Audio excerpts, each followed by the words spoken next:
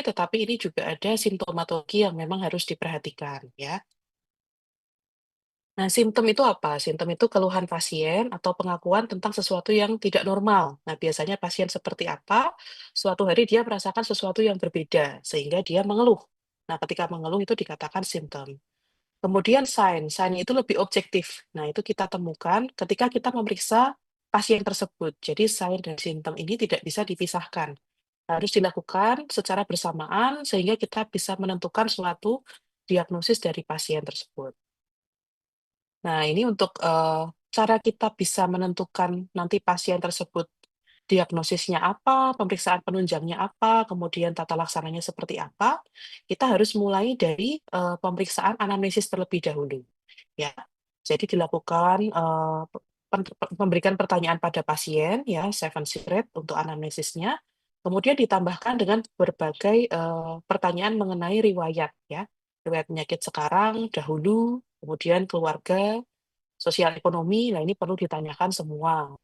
Kemudian kita melakukan pemeriksaan fisik untuk mencocokkan dari anamnesis tersebut.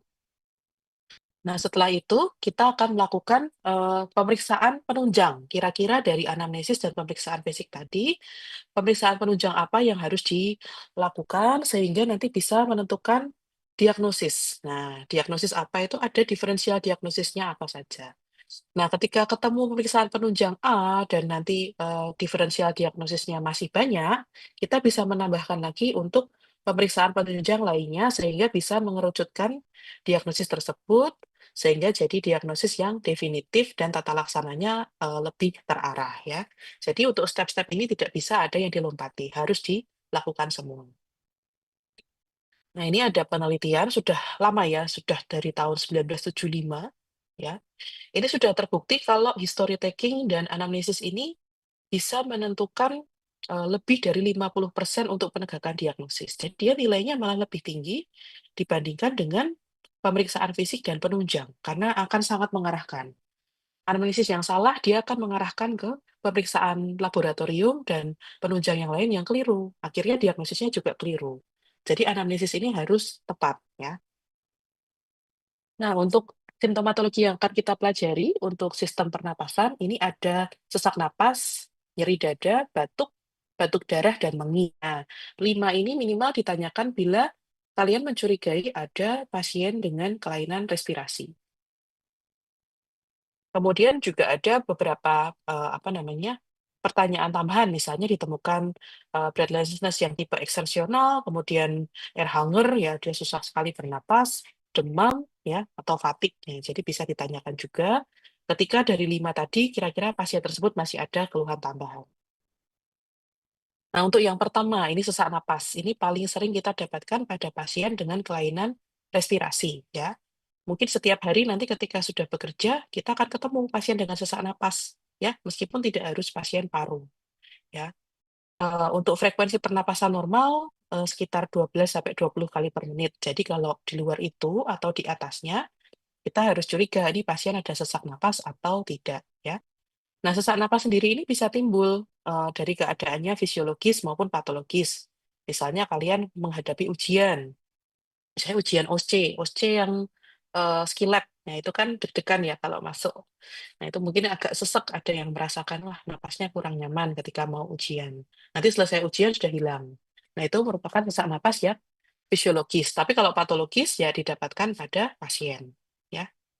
Kemudian, kalau pada kondisi sehat biasanya kalau kita bernapas kita tidak peduli ya, maksudnya dia secara involunter saja. Tetapi ketika saya ngomong ini kalian akan memperhatikan, berapa pola napas kalian ya. Karena memang napas sendiri itu, secara involunter ketika kita langsung pay attention, biasanya dia switch ke voluntary respirasi. Kemudian untuk sesak napas sendiri, ini definisinya ya, secara klinis berupa sensasi sesak baik pada subjek sehat maupun sakit ya, jadi dapat memengaruhi sistem respirasi. Kemudian, merupakan gejala klinis yang penting untuk memperkirakan prognosis dan terapi, disesuaikan dengan derajat berat dan penyakit dasarnya ya. Ini untuk sesuai ATS, ini ada beberapa, definisi ya, nanti bisa dibaca, untuk ATS sendiri. Yang penting sesak napas itu bisa membuat, penurunan dari quality of life ya, dan dipengaruhi berbagai faktor resiko.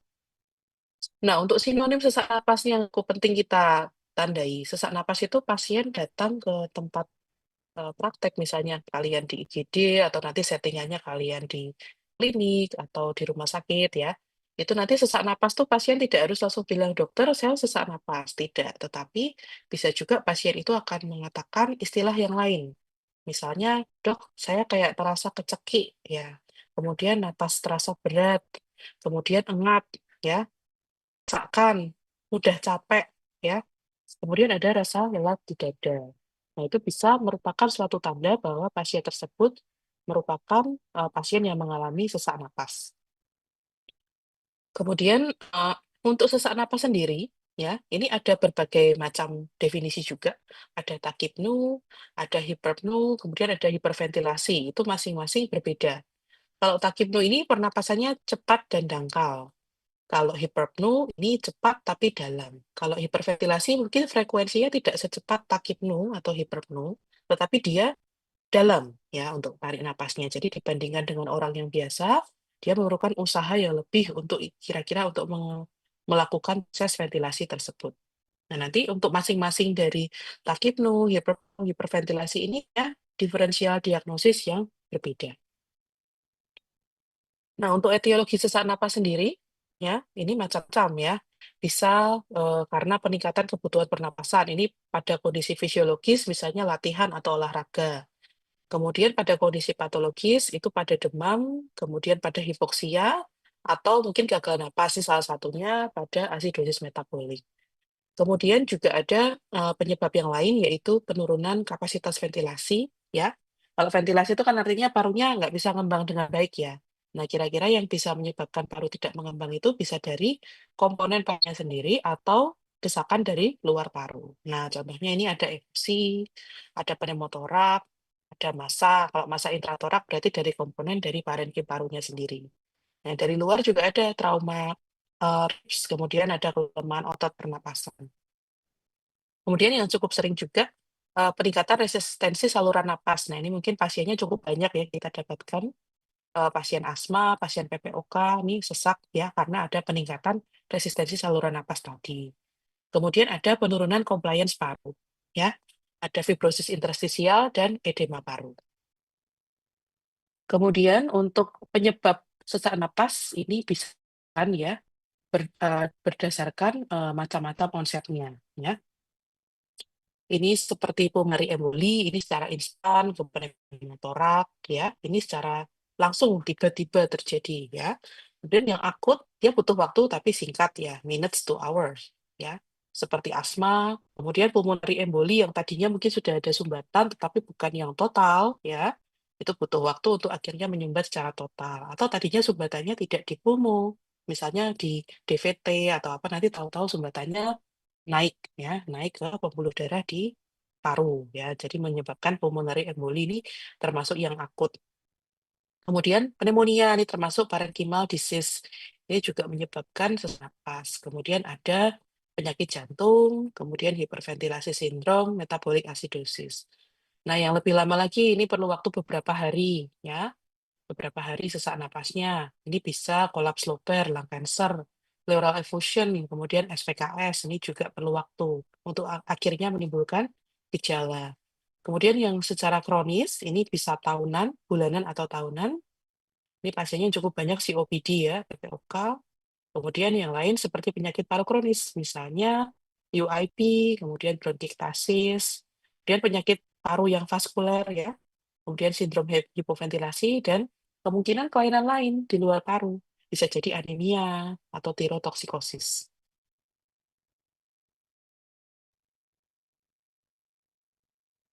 Nah, untuk proses respirasi sendiri ada tiga, ya. Ini mulai dari diatur oleh sistem saraf pusat, ya. Dia mengatur frekuensi dalamnya pernapasan. Kemudian pertukaran gas ini difusi.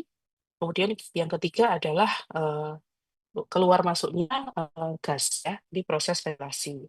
Nah, bila terjadi salah satu gangguan, nah akan menyebabkan sesak napas tersebut. Nah, ini adalah contoh penyakit yang menyebabkan sesak napas dikelompokkan sebagai mekanisme fisiologis. Jadi misalnya, ini yang pertama stimulasi dari kemoreseptor. Nah, ini berarti dari sistem saraf pusatnya, ya kan? Nah, ini bisa macam-macam. Biasanya lebih ke apa namanya penyakit neurologi ya. Kemudian stimulasi dari pulmonary reseptor sendiri. Nah, ini juga biasanya dari parenkim paru.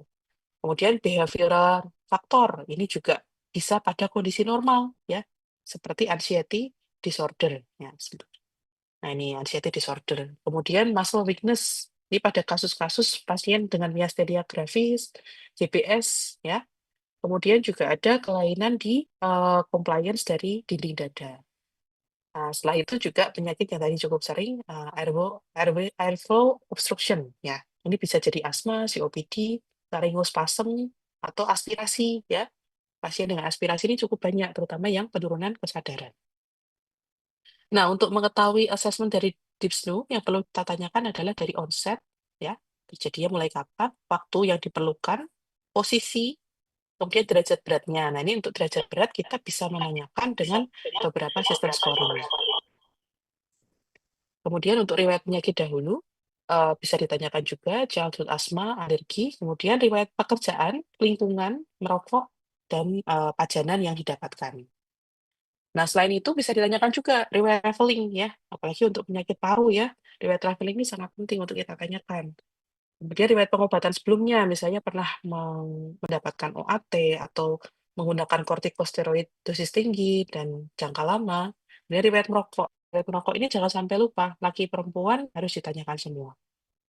Kemudian riwayat gejala nasalis. Nah, ini cukup penting juga karena biasanya eee, membuat diferensial diagnosis yang nanti berbeda ya. Misalnya ada postnasal drip, rhinore ya, misalnya mimisan berulang, kemudian riwayat pembedahan di regio nasalis.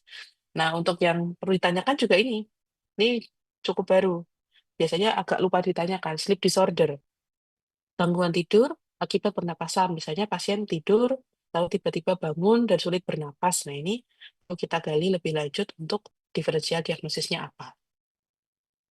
Untuk karakteristik sesak napas, dia bisa kita bedakan ya, berdasarkan speed of onset, duration, timing, position. Nah, untuk position sendiri ini bisa dibagi jadi platipno, ya ini supine related, biasanya pada pasien-pasien yang misalnya mengalami gagal jantung, ya dia akan sangat dipengaruhi oleh posisi, ya.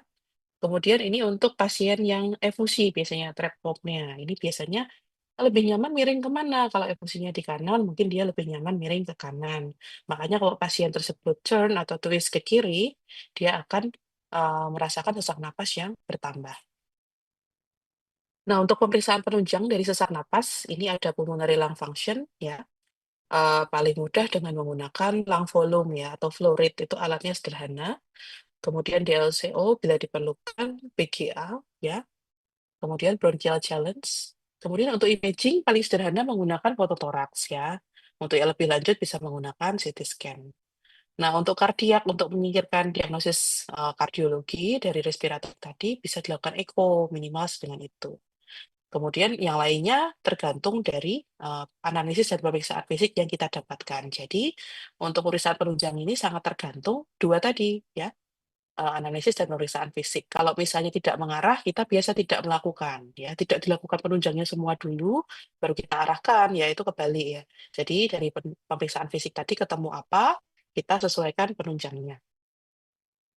Kemudian untuk terapi simptomatik, ya ini punya tujuan yaitu mengembalikan kondisi pasien ke keadaan fisiologisnya. Yang pertama, dia menurunkan sense of effort, kemudian menurunkan respiratory drive, kemudian apa namanya, mengubah dari central nervous system function, dia perbaikan, mengubah ke arah yang perbaikan. Kemudian juga menggunakan exercise training alone atau dengan pulmonary rehabilitasi. Jadi ini terapi tambahan untuk membantu pasien tersebut kembali ke kondisi fisiologisnya. Nah, untuk gejala simptomatologi yang kedua, tadi sesak napas sudah, ini kita ke batuk. Batuk ini juga cukup banyak ya, didapatkan pada pasien, bisa pada kondisi sehat, bisa pada kondisi sakit ya. Ini sering sering sekali dikeluhkan.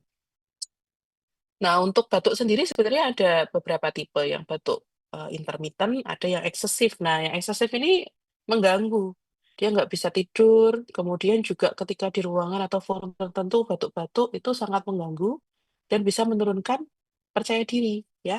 Jadi, "Aduh kok itu batuk-batuk menular apa enggak ya?" Temannya menganggap seperti itu. Jadi, pasiennya ini merasa tidak percaya diri di dalam ruangan. Nah, padahal untuk batuk sendiri ini bisa disebabkan berbagai macam, risiko ya. Bisa dari tekanan tinggi, aliran udara yang tepat ya, dan bisa berbahaya karena bisa menyebabkan aritmia, sinkop ya, bahkan ruptur pembuluh darah, ya.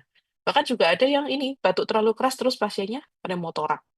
Kalau fraktur ini mungkin ada, tapi pada kasus-kasus yang, osteokondromalasia ya misalnya pada yang kegagalan pembentukan, tulang yang istilahnya tulang sejati itu tidak berhasil, ya itu kalau batuk dia mudah rapuh atau patah ya. Nah ini untuk definisinya sendiri ya, ini suatu gejala ya, bisa muncul secara tiba-tiba, umumnya terjadi untuk menjaga saluran napas bebas dari benda asing. Sebenarnya batuk ini adalah suatu mekanisme pertahanan. Jadi ada positif, ada negatifnya. Negatifnya tadi ya, bisa mengganggu, menimbulkan komplikasi, tapi positifnya dia bisa membantu, sistem pertahanan dari tubuh secara alamiah. Jadi pasien yang nggak bisa batuk itu juga kasihan ya, misalnya pasien dengan kelainan neurogenik, stroke ya, itu biasanya kehilangan refleks batuknya, sehingga nanti sering terjadi, retensi dari sputum. Nah, untuk mekanisme batuk sendiri, mulai dari inspirasi, kemudian kompresi, dan ekspulsi. Ya, ini ada 3 fase, nanti gambarnya di belakang. Nah ini. Ini yang pertama, fase inspirasi dulu, cukup panjang biasanya. Kemudian inspirasi selesai, dia batuk, dibatukkan pada saat compression fase. Kemudian pada saat terakhir adalah cough expirasi plateau fase. Dia batuk biasa, ya. Dia bisa bertambah frekuensinya atau berkurang, ya, tergantung dari tipe batuknya. Kemudian untuk refleksnya ada expiratory refleks, kemudian ada expiratory refleks untuk menimbulkan suatu batuk itu sendiri. Nah, ini untuk, mekanisme terjadinya batuk, pertama selalu dibutuhkan suatu trigger, ya. Entah itu, pengaruh asam, dingin, panas, kimiawi, ya, itu bisa memicu terjadinya trigger untuk batuk, ya. Kemudian dia akan ditangkap oleh reseptor, ya, reseptor dari batuk sendiri, ini di sini reseptor batuk. Kemudian, akan teruskan ke sistem persarafan, ya, ini melalui jalur afren di nervus 10, ya. Dia akan menuju ke pusat batuk di medula spinalis, ya. Kemudian akan menghasilkan aferen, tadi dari aferen ke eferen, melalui berbagai muskulus, salah satunya muskulus diafragma, ya, dia dipersarafi oleh nervus phrenikus. Nah, nanti akan dilanjutkan juga ke otot-otot inspirasi yang lain, ya. Ini salah satunya ada intercostal muscle, abdominal muscle, laryngeal muscle, dan akan menjadikan suatu peristiwa yang kita sebut batuk. Jadi batuk satu kali itu ternyata prosesnya cukup panjang. Nah, ini ada 2 macam, kayak kita tadi bernapas, bisa involunter, bisa volunter, ya. Batuk tuh bisa secara tiba-tiba, bisa juga kita sadar kita mau batuk, ya. Ini yang voluntary ya, hampir sama, tapi dia dari korteks cerebri. Kemudian jenis batuk. Nah, ini penting ditanyakan pada saat anamnesis. Akut, subakut, atau kronik. Terjadi kurang 3 minggu itu akut, ya. Kalau subakut 3 sampai 8 minggu, kronik terjadi lebih dari 8 minggu. Kenapa penting ditanyakan? Karena nanti DD-nya berbeda dari jenis-jenis batuk ini. Untuk etiologinya, ada akut infeksi, kronik, ya. Kemudian tadi nasal, ya ini suka lupa ditanyakan soalnya, jadi saya ulang-ulang ya. Yang nasal ini harus ditanyakan karena batuknya berbeda, ya. Biasanya ada disebabkan karena sinusitis, jadi ada gejala ke arah nasal sendiri, ya. Kemudian airway disease ya, asma COPD, kemudian parenchymal disease, kemudian iritan, iritan ini juga bisa menyebabkan batuk, misalnya pasien bekerja di industri tertentu, kemudian pleural disease, nah, misalnya ada efusi, pneumotoraks, pasiennya batuk. Nah, kemudian juga ada pada pasien jantung ya, pada pasien jantung, gastrointestinal, nah ini cukup sering nih pada usia muda, pasien GE dengan GERD ya, dia batuk berulang ternyata bukan karena infeksi paru atau apa, tapi karena GERD-nya tadi, dia mengiritasi dari saluran napas ketika asam lambungnya naik ya.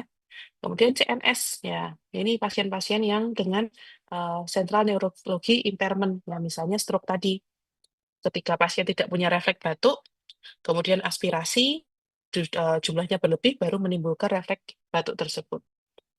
Kemudian juga drug induced. Nah, ini biasanya pada pasien-pasien dengan menggunakan obat S inhibitor atau obat-obat inhalasi. Jadi obat inhalasi itu ada yang memicu batuk juga, walaupun sebenarnya nanti tujuannya untuk mengurangi, apa istilahnya, sumbatan di jalan napas, tapi ketika digunakan, dia kadang merangsang dari refleks batuk tadi. Untuk komplikasi, ada cukup banyak ya, dari respirasi sendiri, contohnya pneumotorak, ya bila batuknya cukup keras. Untuk kardiovaskuler bisa jadi cardiac dysrhythmia, kemudian central nervous system bisa minimal sakit kepala ya kalau batuk tuh biasanya kalau batuknya terlalu keras, pasien mengeluh itu pusing. Atau ini di muskuloskeletal, nyeri di bagian dada. Kemudian gastrointestinal nih, pada anak-anak, kalau anak-anak batuk itu biasanya muntah ya. Kemudian juga pengaruh yang lain potensial yaitu social embarrassment tadi, malu, depresi, atau biasanya pada usia tua dia jadi urinary incontinentia.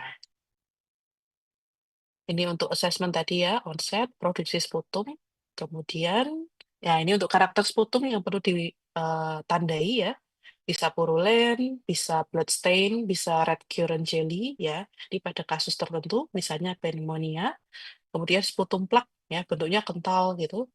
Warnanya putih sebenarnya, tapi dia lebih pekat dibandingkan yang biasanya, tapi bukan yang purulen. Ini pada pasien asma, aspergillosis, kemudian sputum yang berbau, ya. Ini biasanya infeksi anaerob, biasanya sifatnya kronis, ya. Ada bronkiektasis, abses paru, ya, pneumonia necrotizing. Kemudian juga ada frotis sputum. Nah, ini cukup penting kalau di IGD ini waspada nih kalau ada pasien dengan batuk, ada frotis sputum, agak pink. Nah, bisa jadi ada udem paru. Nah, ini hati-hati kondisinya biasanya butuh life saving segera. Kemudian untuk karakter batuk, nah ini juga dibedakan ada bovine cough ya, biasanya pada pasien dengan paralisis plika vokalis, kemudian barking cough ini biasanya kelainan di laring. Kalau Bersih cough nanti mungkin bisa didengarkan ya pada saat skilab itu bisa didengarkan untuk jenis-jenis batuk. Versi cough, Meyer airway inflammation, kemudian juga whooping cough ini khas ya pada anak dengan pertusis. Kasusnya ada lagi ya untuk pertusis ya. Kemudian mealtime cough ini pada GERD. Nah, aspirasi akibat kerusakan refleks menelan. Ini untuk asesmen tambahan selain tadi onset dan teman-temannya, juga ada kita lihat tampilan pasien ya. Tampilan pasien seperti apa? Kalau misalnya ada weight loss, bisa jadi kita curiga ke arah TB, malignansi, atau kronik infeksi. Kalau demam, biasanya sifatnya lebih ke arah akut infeksi. Nah, untuk diagnosisnya, untuk batuk kronik biasanya dengan tambahan pemeriksaan tadi, fototoraks ya, kemudian ada tambahan pemeriksaan lagi, misalnya dengan menggunakan pemeriksaan penunjang, CT scan, kemudian pemeriksaan flow, flowmeter, misalnya dengan menggunakan spirometri atau PIF ya, atau dengan bronchoprovocation test ya untuk tahu ini asma atau bukan. Nah, kemudian kalau curiga ke arah gastrointestinal, ya mungkin bisa dikerjakan endoskopi ya, endoskopi untuk tahu ini kondisinya ternyata dari lambungnya atau bukan ya.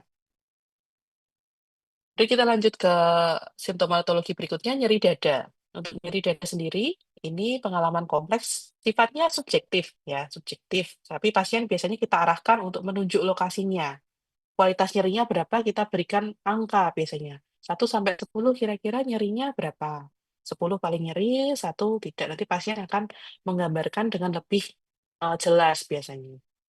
Kemudian durasinya, munculnya saat kapan, ya? Lokasi nyerinya sebelah mana dan timbulnya berapa kali sehari. Nah, ini bisa terjadi berat dan bisa juga mengancam jiwa, tergantung kondisinya. Nah, untuk nyeri sendiri ini munculnya dari sistem muskuloskeletal, kemudian pleura parietal, bukan pleura visceral.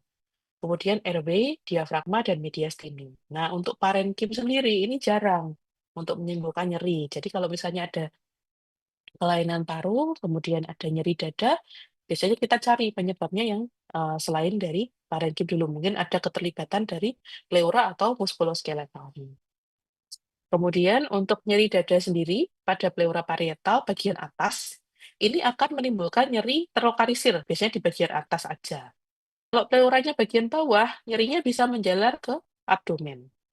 Nah, tapi kalau nyerinya itu ternyata diperantarai oleh nervus phrenikus G35 ini tadi, nyerinya bisa menjalar ke shoulder yang ipsilateral. Gejalanya mirip dengan gejala kardiologi ya. Kemudian common cause atau penyebab utama atau penyebab yang sering ya dari nyeri dada sendiri bisa karena pleuritis, kemudian pulmonary hypertension, kemudian juga ini sering nih tracheobronchitis. Nah, dari airway-nya ini juga bisa menyebabkan nyeri dada. Kemudian kasus-kasus yang menyebabkan trauma dari dinding dada. Nah, ini cukup banyak untuk kasus-kasus bedah biasanya. Fraktur ribs, kemudian muscle injury, contusio, ya. Atau mungkin kasus malignansi, ya. Ini juga bisa. Atau minimal ini, herpes zoster. Ini juga banyak ya kasusnya. Infeksinya di bagian luar, di kulit, tapi nyerinya sampai ke chest wall, ya. Karena dia memang menyerang di sistem persarafannya. Nah, kemudian yang agak perlu perhatian yang ini, cardiovascular disorder. Nah, ini hati-hati, karena onsetnya cepat. Kita harus pisahkan betul, ini nyerinya memang karena nyeri dada, kardiologi atau bukan. Nah, kemudian disorder dari aorta, ini biasanya ada riwayat sebelumnya mungkin diseksi, ya, atau hati-hati pada kasus aneurisma aorta, karena itu nggak ada tanda. Kecuali kalau pasiennya rutin medical check up, kita bisa tahu mungkin terjadi suatu bendungan di aortanya yang bisa menyebabkan dia ruptur sewaktu-waktu. Tapi masalahnya tidak semua pasien melakukan kondisi tersebut, ya.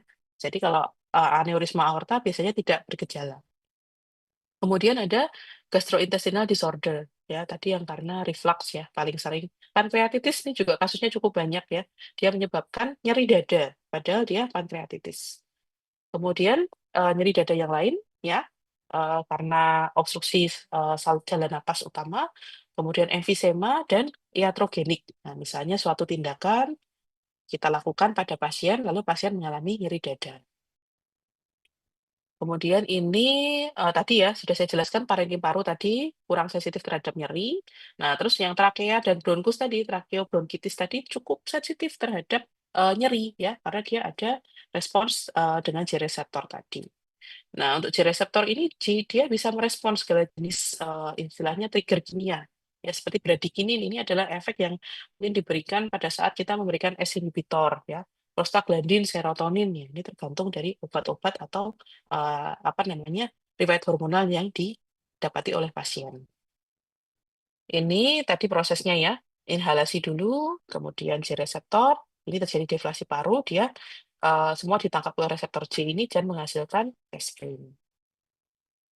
Nah, untuk pleuritic pain, ini cukup sering juga kasusnya, ya.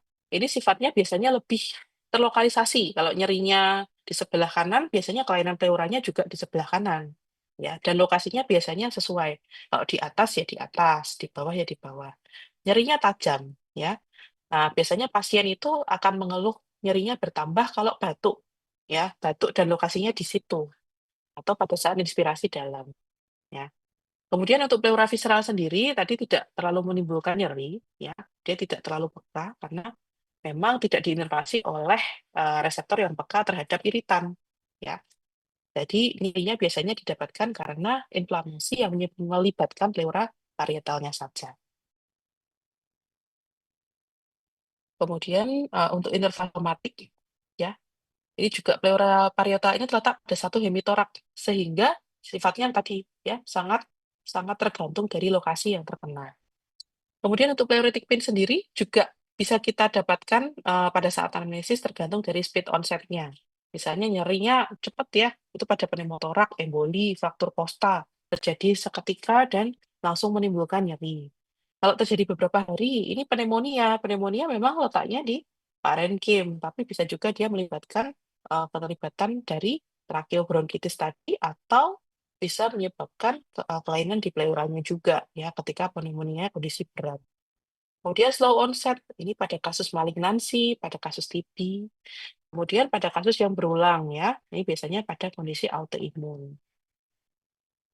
Ini tracheobronchitis jarang di-assess, tetapi memang sering kita dapatkan pada pasien dengan chest pain ya, karena tadi punya reseptornya sendiri ya, dan dia menyebabkan nyeri pada bagian dada. Nah, ini kalau misalnya di trakea sendiri terasanya di bagian tengah ya, midline, kemudian anterior dari laing sampai ke sigmoid.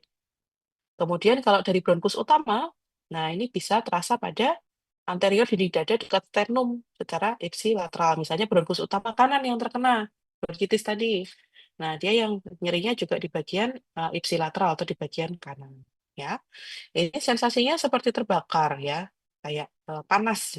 Biasanya kita agak mencurigai dia di DD dengan GERD tadi.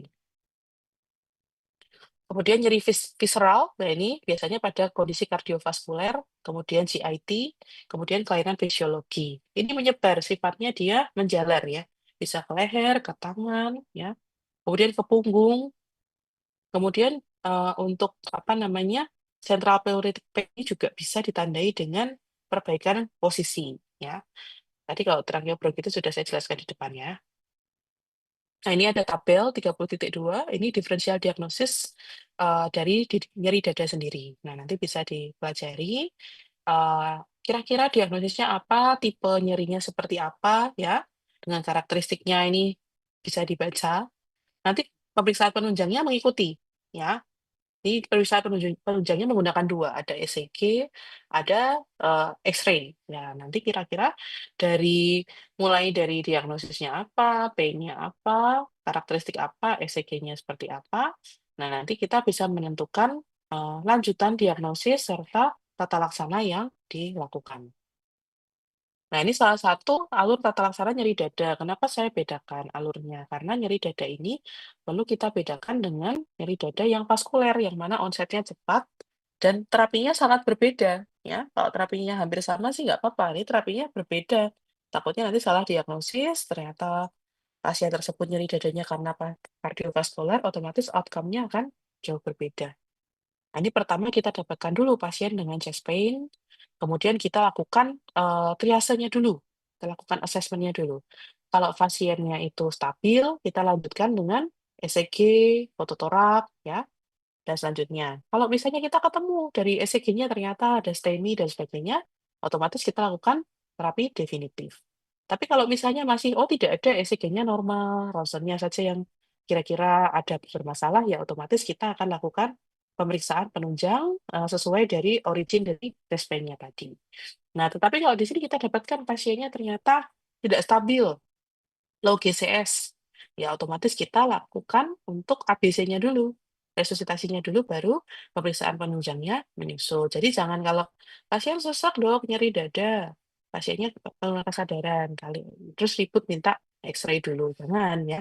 Jadi ABC-nya dulu, nanti kalau sudah terpenuhi, stabil, baru dilakukan ECG dan cek X-ray. Kalau memungkinkan bersamaan silakan, tetapi kalau tidak memungkinkan, tidak stabil pasiennya, otomatis kita stabilkan dulu. Kemudian untuk batuk, tadi ada batuk dengan sputum. Nah, untuk batuk sendiri, untuk kelainan respirasi, kita bedakan lagi gejala simptomatologi hemoptisis. Ini perlu kita gali sendiri karena memang dia memiliki diferensial diagnosis yang cukup banyak. Ya, ini definisinya adalah ekspektorasi darah dari saluran napas bagian bawah. Ini hati-hati karena biasanya pasien bisa tertukar dengan ini, pseudohemoptisis. Jadi pasiennya tadinya rhinore, mimisan, misalnya seperti itu. Kemudian misalnya ada darah yang turun, terus dia batukkan. Nah, terus dia merasa dia batuk darah. Itu beda, dia pseudohemoptisis. Jadi harus dibedakan antara yang asli hemoptisis atau bukan. Atau satu lagi, yang dari saluran pencernaan. Pasiennya muntah nih, muntah darah. Terus masih ada yang dimuntahin, ternyata belum. Nah, terus dia batuk, ikut bersama batuk. Nah, pasien rasa kadang bingung, mana nih, ini batuk darah atau muntah darah. Penyebabnya sendiri bisa infeksi, non-malignansi, atau malignansi. Kemudian untuk kasus penyakit paru yang jarang menyebabkan hemoptisis ini abses, walaupun kadang ada, tetapi karena biasanya letaknya di dalam, atau misalnya absesnya itu jauh dari saluran napas, ya, di perifer misalnya, itu akan sulit menyebabkan hemoptisis. Tapi kalau absesnya itu dekat dengan saluran napas, ya bisa saja menyebabkan hemoptisis tadi. Ya, kemudian juga ada kasus yang lain yang cukup jarang nih, aneurisma aorta tadi. Nah, ini bahaya kalau misalnya dia terjadi langsung batuk darah. Ini pasien biasanya memang tidak ada tanda. Kemudian aspergillosis nih pasien dengan jamur, infeksi parasit. Kemudian kalau misalnya hemoptisis sendiri juga bisa disebabkan dari luar paru ya. Misalnya pasien menggunakan obat-obat antikoagulan. Saya pasien sakit jantung atau post-stroke diberikan antikoagulan tadi supaya menyebabkan tidak terjadi sumbatan berulang, ya. dia bisa menyebabkan, hemoptisis juga. Nanti kita obatnya tidak perlu macam-macam, hentikan dulu. Nanti koagulannya itu sampai tercapai, faktor pembekuan darah yang sesuai target, baru kita berikan lagi, ya. Ini juga bisa dilakukan bisa terjadi karena iatrognik, misalnya pasien dilakukan biopsi paru, dilakukan misalnya dengan bronkoskopi atau biopsi dari luar, ya, itu bisa dilakukan bisa terjadi hemoptisis tadi. Nah, ini untuk common cause-nya, yang common yang atas, yang rare yang di bawah. Nah, untuk asesmennya sendiri, pertama yang ditanyakan masih jumlah darahnya dulu, banyak atau sedikit. Kalau kurang dari 100 biasanya masih kita perhatikan, tapi kalau misalnya cuma berupa bercak, ya biasanya lebih aman. Tapi kalau lebih dari 100 ini perlu, intervensi khusus dengan monitoring yang khusus ya. Karakter darahnya bagaimana, fresh atau old? Kalau batuk darah sih biasanya fresh ya. Kalau old, nah itu tadi bisa jadi pseudohemoptysis karena dari, saluran napas atas atau dari, saluran pencernaan. Untuk waktu bisa terjadi karena, secara intermittent atau secara konstan terus-menerus. Nah, terus, juga perlu ditanyakan gejala yang terkait, misalnya demam, ya, atau pleuritis, atau riwayat penyakit dahulu. Nah, ini yang cukup penting. Kalau hepatitis jangan lupa tanya ini, ya, karena banyak tuh pasien udah didiagnosis macam-macam ternyata, hepatitisnya hanya karena dia minum warfarin, ya. Jadi ditanyakan untuk, riwayat pengobatannya. Untuk pemeriksaan fisiknya, untuk kondisi hemoptisis bisa jadi normal, tetapi kalau misalnya pasien tersebut ada kelainan kronis, biasanya ada kelainan secara klinis yang lain yang didapatkan, misalnya ini clubbing finger pada bronkiektasis. Nah, kemudian pada hemoptisis yang jumlahnya cukup banyak ya, misalnya masif, nah ini diperhatikan ABC-nya ya, saluran napasnya bagaimana, sirkulasinya bagaimana, pastikan RW-nya paten, breathing-nya adekuat, sirkulasinya cukup. Ya, apalagi kalau kehilangan darah dalam cukup banyak. Nah, ini untuk yang masif, dia minimal 100 cc sampai 600 cc per hari, ya. Atau terdapat kondisi mengancam jiwa, misalnya cuma 100 cc, tapi pasiennya hipotensi, penurunan kesadaran, ya otomatis dia kita anggap hemoptisis yang masif. Nah, penyebabnya biasanya tumor, bronkiektasis, TB, aspergilloma, atau abses, ya, yang bisa menyebabkan hemoptisis masif tersebut. Untuk hemoptisis, saya cukupkan tadi, sekarang ada wheezing. Wheezing ini kenapa dibedakan juga? Harus ditanyakan sendiri, karena dia khas ya sifatnya. Sifatnya khas dan biasanya mendukung ke arah diagnosis tertentu. Mungkin kalau nanti skill lab kita akan belajar bersama-sama mendengarkan suara wheezing itu seperti apa. Biasanya suaranya tinggi, ya, high pitch, continue, nah disebabkan karena suatu obstruksi saluran napas, ya. Bisa jadi karena memang obstruksi dinding dadanya itu dari penyempitannya sendiri, atau terjadi karena kompresi dari luar, ya. Kemudian asesmennya sendiri dari usia, onset, potensial trigger, kemudian past medical history dan family history ini harus ditanyakan semua kalau untuk wheezing, ya, karena nanti DD-nya berbeda-beda. Kalau pemeriksaan fisiknya, nanti ini kita bahas waktu di skill lab ya, harus dibedakan dulu wheezing atau stridor, mungkin kalau baru pertama agak sulit membedakan. Kemudian monofonik atau polifonik, sifatnya sama, konstan, atau dia beda-beda nadanya, ya. Kemudian juga unilateral atau simetris, jadi di kedua lapang paru atau cuma salah satu. Kemudian bisingnya itu terjadi pada saat fase apa, ya, inspirasi atau ekspirasi. Untuk kaos dari bising sendiri, biasanya dibedakan jadi akut onset karena asma, CHF, pneumonia, PE, ya, itu cukup sering, atau aspirasi, ya. Ini hati-hati, ini sifatnya akut, cepat, jadi menyebabkan wheezing. Kemudian kalau slow onset itu biasanya sifatnya kronis, ya, COPD, tumor, ya, endobronchial metastasis, tracheal stenosis, misalnya penggunaan, apa namanya, pemasangan intubasi lebih dari 2 minggu, ya, terjadi stenosis trakea. Ya, vocal cord paralysis, misalnya tadi ya, habis intubasi, kemudian terjadi ternyata kelainan di vocal cord-nya, bisa jadi wheezing juga. Kemudian asma yang misalnya sifatnya terus menetap ya, itu juga ada, ya. Kemudian ada Church-Strauss syndrome, ini sifatnya mungkin lebih jarang. Untuk karakteristik wheezing ya, ini nanti, akan dipengaruhi atau dihasilkan dari alergen, itu bisa. Kemudian latihan, kemudian obat-obatan itu juga bisa menyebabkan wheezing sendiri atau chemical. Itu sifatnya intermittent biasanya wheezing-nya.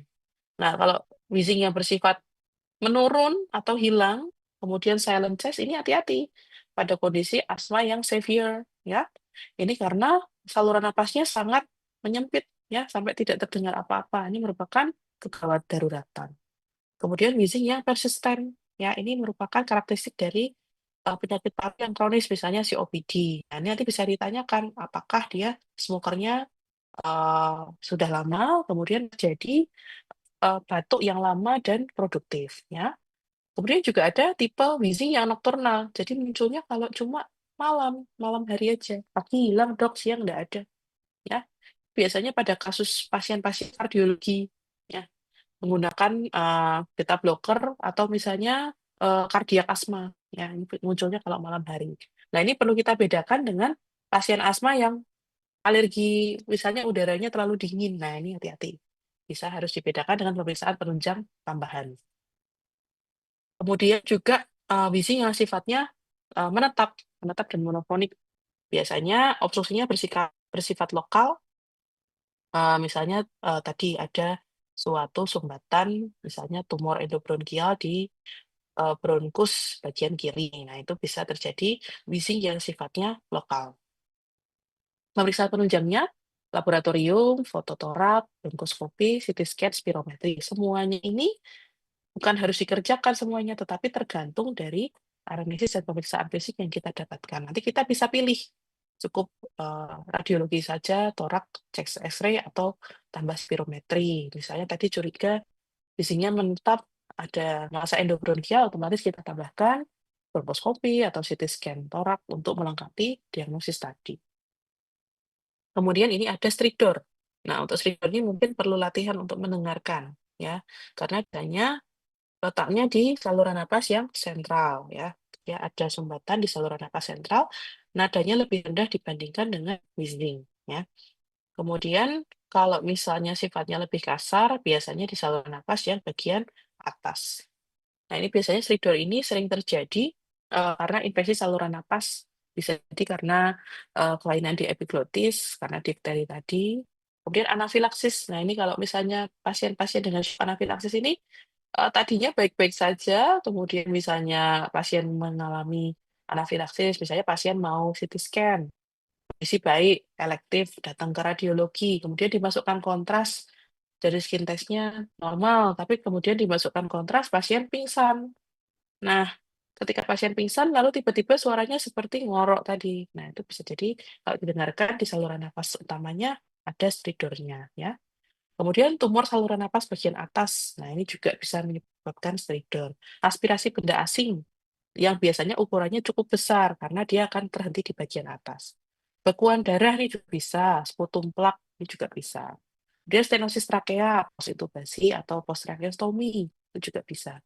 Kemudian selain dari internal trakeanya sendiri juga bisa disebabkan karena kompresi trakea ekstrinsik, ya. Ini akan menyebabkan stridor. Gitu. Apakah ada pertanyaan mungkin dari 6 tanda simptomatologi yang saya sampaikan tadi? Silakan bila ada pertanyaan.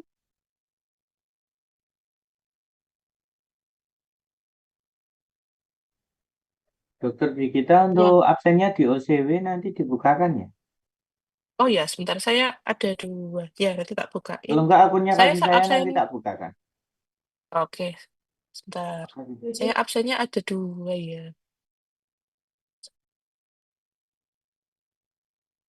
Silakan yang mau bertanya.